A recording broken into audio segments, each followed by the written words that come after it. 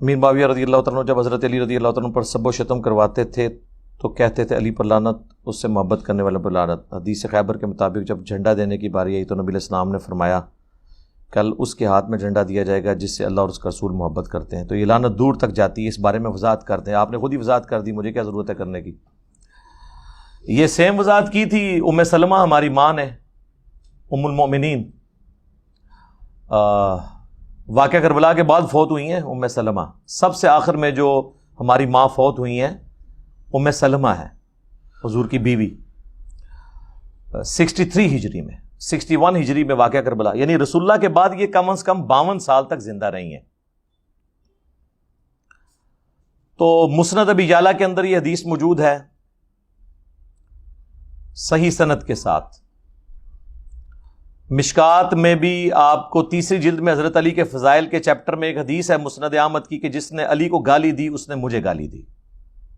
اس کے fit note پہ شیخ زبیر صاحب نے لکھا ہے یہ حدیث تو ضعیف ہے لیکن مسند ابی یعلا کی یہ روایت صحیح ہے کہ لوگوں تمہارے ممبروں پر رسول اللہ کو گالیاں دی جاتی ہیں۔ تو لوگوں نے عرض کیا کہ معاذ اللہ، ہم کیوں رسول اللہ کو گالیاں دیں گے اپنے ممبر پہ؟ تو انہوں نے کہا کہ تم یہ نہیں کہتے کہ علی اور اس سے محبت کرنے والوں پہ تم سب نہیں کرواتے ہو؟ اور میں نبی کی بیوی گواہی دیتی ہوں کہ سب سے زیادہ حضرت علی سے محبت رسول اللہ کرتے تھے، لہٰذا جب تم یہ کہتے ہو نا علی سے محبت کرنے والوں پہ لعنت یا ان پہ سب کرتے ہو تو یہ تم رسول اللہ کے اوپر یہ بات کر رہے ہو، نعوذ باللہ من ذالک۔ تو ظاہر ہے کہ یہ بات تو بڑی دور تک جاتی ہے، تو سوچنا چاہیے نا، جنہوں نے کیا ہے ان کو بھی سوچنا چاہیے، جو ان کا دفاع کر رہے ہیں ان کو بھی سوچنا چاہیے۔ باقی میری ویڈیوز ریکارڈڈ موجود ہیں، آپ دیکھ سکتے ہیں۔ علی بھائی، اکثر لوگ آپ کا ایک کلپ کاٹ کر کہتے ہیں جس میں آپ نے کہا کہ یوراج سنگھ کو ولی کہا تھا۔ او میرے بھائی، یہ آؤٹ آف کانٹیکسٹ ہے۔ یہ تو اسی طریقے سے قرآن میں لکھا ہے حضرت عیسیٰ اللہ کے بیٹے ہیں،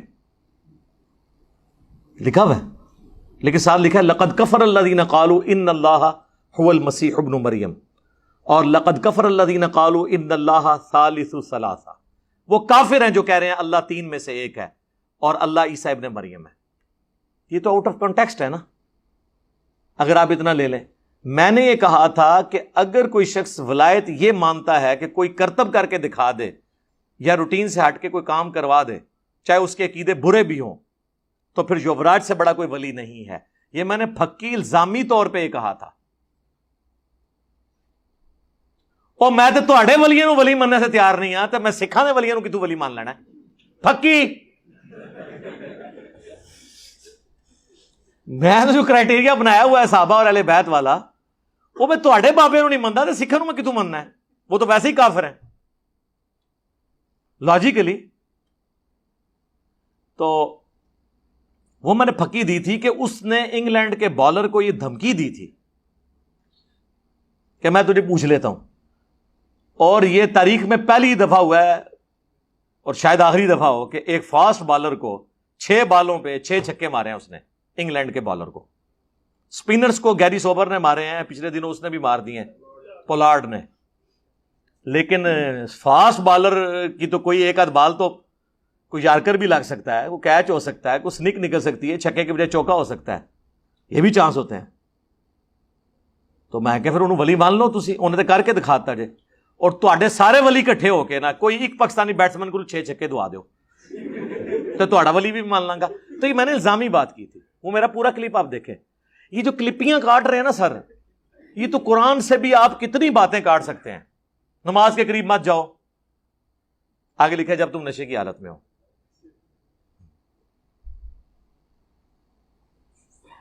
ایک بدری صحابی کو حضرت عمر نے کہا، صحیح بخاری مسلم دونوں میں ہے، یا رسول اللہ اجازت دے اس منافق کا گلا کاٹ دوں۔ یار حضرت عمر ایک بدری صحابی کو کہہ رہے ہیں منافق اور قتل کی دھمکی دے رہے ہیں، توبہ توبہ توبہ توبہ۔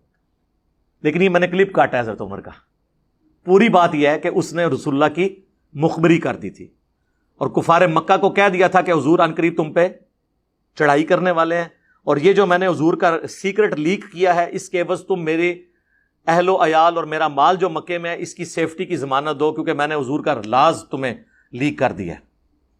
اب نبی کے راز کو لیک کرنا، رسول اللہ کے ساتھ غداری کرنا منافقت ہی ہے نا، اور کیا ہے؟ عملاً تو نفاق ہے نا، عقیدے میں نہ ہو تو، لیکن کمزوری ایمان کا شکار ہو کے اس نے کیا۔ حضور علیہ السلام کو اللہ تعالیٰ نے وحی کے ذریعے بتا دیا. آپ نے مولا علی کو اور ایک اور صحابی کو بھیجا کہ فلاں جگہ ایک عورت ہے جس کے پاس وہ خط ہے، وہ خط مشرکین عرب کے پاس نہیں پہنچنا چاہیے. حضرت علی جو ہے وہ باقی ساتھیوں کو لے کے ایک جگہ پہنچے، اس عورت تک پہنچ گئے، اس عورت کی تلاشی لی، وہ خط نہیں ملا. اس عورت نے کہا میرے پاس کوئی خط نہیں ایسا. حضرت علی نے کہا کہ جس شخص نے مجھے بھیجا ہے نہ وہ جھوٹا ہے، اور جس نے اسے خبر دی ہے نہ وہ جھوٹا ہے، یعنی اللہ اور اس کا رسول عز وجل و صلی اللہ علیہ وآلہ وسلم. اگر مجبوراً تیرے کپڑے بھی اتروانے پڑے تو میں وہ خط ریٹریو کروں گا. پھر اس نے اپنا جوڑا کھولا بالوں کا، اس میں سے وہ خط نکال کے دیا. اب وہ خط جس نے حضور کی بارگاہ میں پیش ہوا تو ریاکشن آپ سمجھ نہیں سکتے تھے. حضرت عمر یہ نہ کرتے تو کیا کرتے؟ ابن ابی بلتا وہاں پہ بیٹھے ہوئے ہیں. حضرت عمر کہتے ہیں یا رسول اللہ اجازت دے میں اس منافق کا گلا کاٹ دوں جس نے آپ کے ساتھ غداری کی ہے. آپ نے فرمایا عمر چھوڑ دو، بدری صاحب کی اگلی پچھلی غلطیاں اللہ نے معاف کر دی. یعنی حضور نے ان کے اس عمل کو کمزوری ایمان سے تشبیہ دی اور ان کی نیکی کی وجہ سے ان سے صرف نظر کر دیا، بدری ہونے کی وجہ سے. حضرت عمر پہ بھی کفر نہیں لوٹا اس کو کافر کہہ کے. کیوں؟ حضرت عمر جینولی سمجھتے تھے کہ یہ کفر ہی ہے نبی کے ساتھ غداری کرنا. اس ایک حدیث سے کتنے مسئلے محدثین نے نکالے ہیں کہ اگر کسی کی تعویل کی غلطی کی وجہ سے کسی کو کافر کہہ دیتا ہے تو اس کی طرف کفر نہیں لوٹتا. پھر یہ کہتے ہیں نا فلاں فلاں کو کافر کہتے ہیں تو آپ اسے کافر کیوں نہیں کہتے؟ کافر اسی وقت ہوگا جب کلمہ پڑھاتے وقت جو آپ نے منوایا تھا اس کا انکار کرے. اللہ، رسول، آخرت، ختم نبوت، قرآن، بس. باقی کسی کے انکار کرنے سے آپ کفر کا فتویٰ نہیں لگائیں گے. اس کی تعویل کی غلطی ہو سکتی ہے، اس کو جو بات پہنچی اس میں وہ یہ سمجھتا ہے.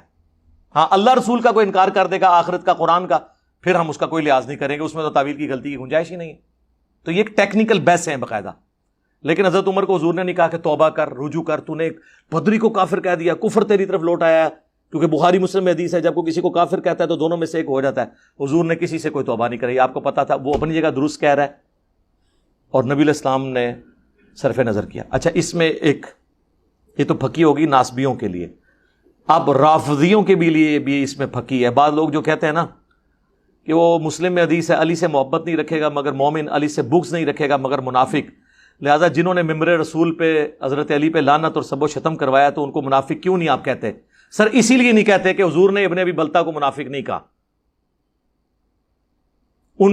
ان کے اس عمل کو کمزوری ایمان سمجھا، رسول اللہ کے ساتھ ٹکر نہیں سمجھا، دنیا کی محبت سمجھا. اور یہ میں اپنی طرف سے نہیں کہہ رہا، سورہ ممتحنہ میں پھر آیات نازل ہوئی ہیں اس کانٹیکسٹ میں. اللہ تعالیٰ کی اتنی سخت گفتگو ہے اس کے اندر ابن ابی بلتا کے بارے میں کہ تمہارا ایمان اس وقت تک نہیں ہے جب تک کہ تم لوگ، چاہے تمہارے رشتہ دار قریبی جتنے بھی لوگ ہو جائیں، اللہ اور اس کے رسول سے بڑھ کے جب تک ان کے بارے میں کوئی نرم رویہ رکھتے ہو تو تمہارا نہیں. اس میں بڑے سخت الفاظ ہیں اور بخاری مسلم کی احادیث موجود ہیں. تو اس سے یہ پتہ چلا کوئی شخص برا عمل دنیا کی محبت میں ڈوب کے نفس سے مغلوب ہو کے بھی کر سکتا ہے. ضروری نہیں ہوتا کہ آپ اسے منافق کہیں. لہذا حضرت علی کے دشمنوں کا منافق ہونا ضروری نہیں ہے. دنیا کی محبت کا بھی شکار ہو سکتے ہیں. جو بخاری مسلم میں حدیث ہے، آپ نے اپنا جو وفات سے 1 مہینہ پہلے شہدائے احد کے قبرستان میں خطبہ دیا تھا اور عقبہ ابن عامر کہتے ہیں میں نے آخری دفعہ حضور کو ممبر پہ اسی دن دیکھا تھا، اس کے بعد حضور فوت ہو گئے. تو اس میں آپ نے کیا فرمایا تھا؟ آپ نے فرمایا کہ ان قریب میں اپنے رب کے پاس جانے والا ہوں، میں تمہارا پیش رو ہوں گا. دیکھنا میرے بعد کافر نہ ہو جانا کہ ایک دوسرے کی گردنیں کاٹنے لگو. مجھے یہ خطرہ نہیں کہ تم میرے بعد دوبارہ شرک کرنے لگو. صحابہ کے بارے میں حضور کو یہ کانفیڈنس تھا کہ اب شرک کم از کم یہ نہیں کریں گے. البتہ مجھے ڈر ہے کہ تم دنیا کی محبت میں پڑ جاؤ گے، ایک دوسرے کو قتل کرو گے اور تباہ و برباد ہو جاؤ گے جس طرح اگلے لوگ تباہ و برباد ہو گئے. اس کی نمائندہ مثال وہی لوگ ہیں جنہوں نے بعد میں دنیا کی محبت یا حکومت کے حصول کی خاطر یہ سب کچھ کیا. میں اشارتاً گفتگو کر رہا ہوں، آپ کو بات سمجھ آ جائے گی. ابن تیمیہ نے کہا کرامات کی تصدیق اہل سنت کے اصول میں سے ہے. صحیح کرامات کون سی ہیں؟ میری ویڈیو میں دیکھ لیں، صحیح کرامت آپ کو سنا دیتے ہیں. کئی کرامتیں میں نے سنائی ہیں صحیح کرامتیں. کرامت یہ ہے کہ کوئی شخص دعا کرے اور اللہ تعالیٰ اس کی دعا قبول کر لے. باقی کو کر کے نہیں دکھا سکتا. اور اس کے لیے تختہ بلقیس کا واقعہ بیان کرنا ہے، ایک ہی واقعہ موڑ چوڑ کے. اس میں بھی حضرت سلیمان نے کہا ہادہ من فضل ربی، وہ پتہ نہیں کوئی فرشتہ تھا یا وقت کے پیغمبر کے ساتھ کوئی اور پیغمبر اٹیچ تھا. باقی رہ گئی یا ساریت الجبل، وہ بھی روایت ضعیف ہے حضرت عمر سے متعلق. صحیح بخاری میں حضرت عمر کہتے ہیں جب تک رسول اللہ میں موجود تھے ہم سے کوئی غلط بیانی کرتا تھا اللہ وحی کے ذریعے میں بتا دیتا تھا، حضور کی وفات کے بعد ہم ظاہری کلمات کے اوپر فیصلہ کریں گے، ہمیں نہیں پتہ لوگوں کے دلوں میں کیا ہے. تو حضرت عمر نے تو نہیں کہا مجھے کوئی کشف الہام ہو جاتا ہے. ٹھیک ہے، تو کرامت وہ ہے کسی کی دعا قبول ہو جائے. کئی کرامتیں ہیں. دلائل النبوہ امام بیہقی کی کتاب میں موجود ہے کہ انس بن مالک ایک قحط کے دوران وہ اپنی زمین میں آ کے کھڑے ہوئے اور انہوں نے دعا کی اللہ تیرے جو منکرین ہیں وہ بھی قحط سالی سے گزر رہے ہیں، تیرے ماننے والے بھی، تو میری زمین پہ تو کم از کم بارش برسا دے. اسی ٹائم بارش شروع ہوئی، ان کی زمین کے اوپر ہوئی صرف. تو یہ ہو سکتا ہے دعا کی قبولیت. المستدرک للحاکم میں موجود ہے بنو امیہ کے دور میں مدینہ شریف کے ایک بازار میں ایک شخص مجمع اکٹھا کر کے حضرت علی کو گالیاں نکال رہا ہوتا ہے. سعد ابن ابی وقاص وہاں سے گزرتے ہیں تو آپ اس مجمع کو دیکھ کے رک جاتے ہیں اور آپ کہتے ہیں یہ کیا ہو رہا ہے؟ تو وہ کہتے ہیں کہ ایک شخص ہے جو تقریر کر رہا ہے، وہ کوئی لال رومال علیہ ہوئے گا اس زمانے کا. تو انہوں نے کہا یہ کیا کہہ رہا ہے؟ ان کا حضرت علی کو برا بلا کہہ رہا ہے. تو سعد ابن ابی وقاص جو ہے وہ مجمع چیرتے ہوئے آگے آ جاتے ہیں، کیونکہ سعد ابن ابی وقاص حضور کے رشتے میں ماموں بھی ہیں، عشرہ مبشرہ میں سے ہیں، سب سے آخری صحابی ہیں غزوہ بدر میں شریک ہونے والے. تو 56 ہجری میں حضرت معاویہ کے دور میں فوت ہوئے ہیں. تو اگر وہ حضرت معاویہ کے دور میں فوت ہوئے ہیں تو آپ سمجھ لیں کہ وہ دور کون سا ہوگا؟ یزید کا نہیں ہوگا، کیونکہ یہ 56 ہجری میں فوت ہوئے ہیں، حضرت معاویہ 60 ہجری میں فوت ہوئے ہیں. تو وہ مجمع چیرتے ہوئے آگے جاتے ہیں. یہ میں نے کربلا ریسرچ پیپر میں بھی حاکم کی حدیث ڈالی ہے، امام زابی نے بھی اسے صحیح کہا، امام حاکم نے بھی صحیح کہا. اور وہ کہتے ہیں کہ اے گھوڑ سوار تو کس بنا پر علی ابن ابی طالب کے اوپر یہ بکواسات کر رہا ہے؟ کیا علی ابن ابی طالب وہ پہلا شخص نہیں ہے جو رسول اللہ پر ایمان لے کر آیا؟ کیا علی ابن ابی طالب وہ خوش نصیب نہیں ہے جسے اپنی سب سے لاڈلی بیٹی دی فاطمہ؟ کیا علی ابن ابی طالب حضور کے ساتھ جنگوں میں سب سے آگے نہیں ہوتا تھا؟ کیا علی ابن ابی طالب حضور کا جھنڈا پکڑ کے آگے نہیں چلتا تھا؟ انہوں نے کئی فضائل حضرت علی کے گنوائے، وہ آپ ذرا پڑھیں، رکت انگیز ہیں.